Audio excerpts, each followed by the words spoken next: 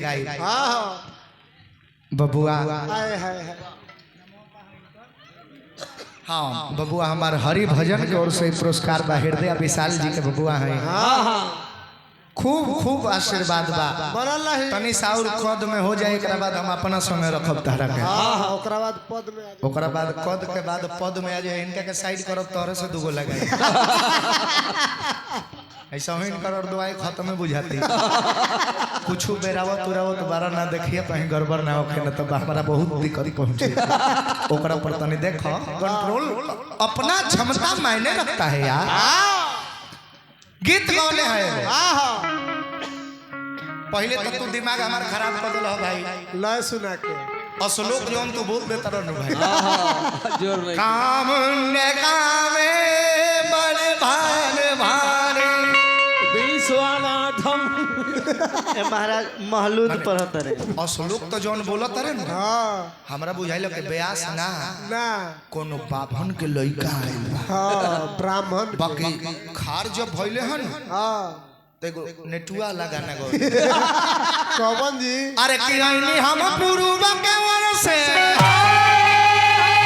अरे भाव के तोर समानवा गोदवाइल ना हो आ कहत अरे कि रोशन डार्लिंग तू गोदानवा। अच्छा मोछदारी बा हमारा रतौधी का भइल बा इनका बुझाते नहीं कि हम डार्लिंग हैं कि डरलाउम हैं फिर भी ठीक बा अति प्रिय के डार्लिंग कहल जाला अच्छा लागल लेकिन गोदाना ई जेंट्स के गोदावे वाला चीज ना हो मर्द ना गोदावे मेहरानून के चीज हो मर्द खूब होई तो तनी हाथ पकनियो टैटू करवा ली तो टैटू में या गोदना में अंतर होला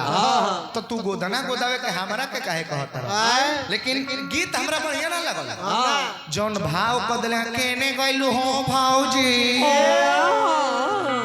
बुझाइल नु ये भाई खासे नेटुआ के लइका कहां से आ गइल केकर लइका नेटुआ के आ जब जब जब ई असलोका बोल रहे तो वही बुझाइल कि ब्राह्मण के लइका माने के परी कलाकार यार कोनो साचा में ढल जाता रहतो हां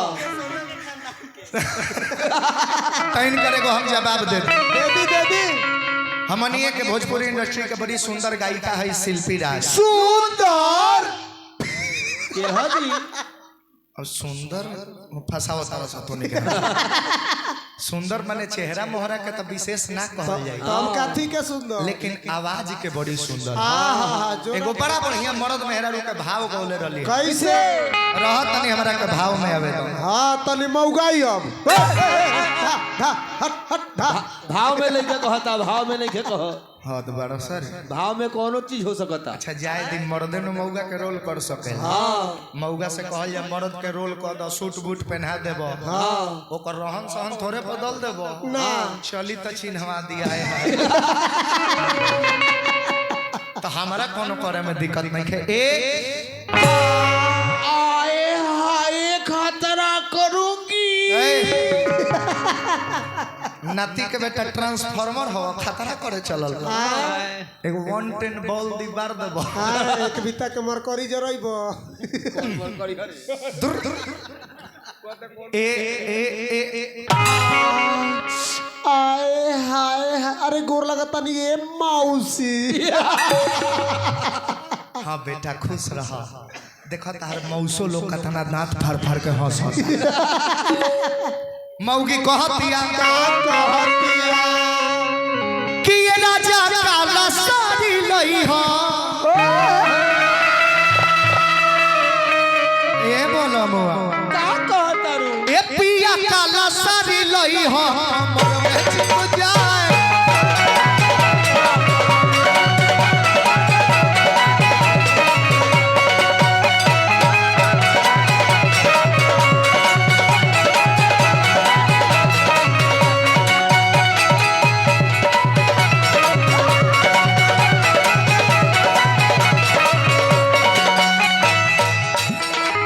नैहर में बहिनी भाऊजी हमारी बड़ी जे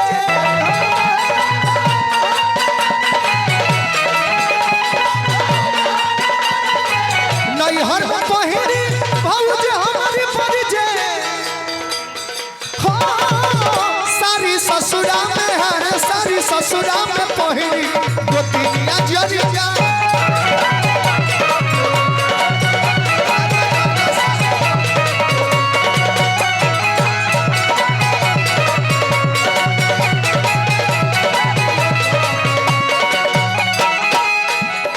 हाथाना पैसा कलाकार के मिली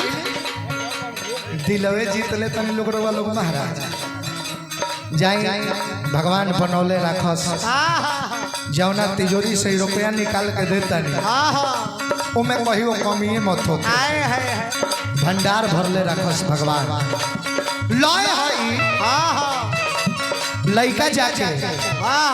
मैया से कहले गणेश जी से कहले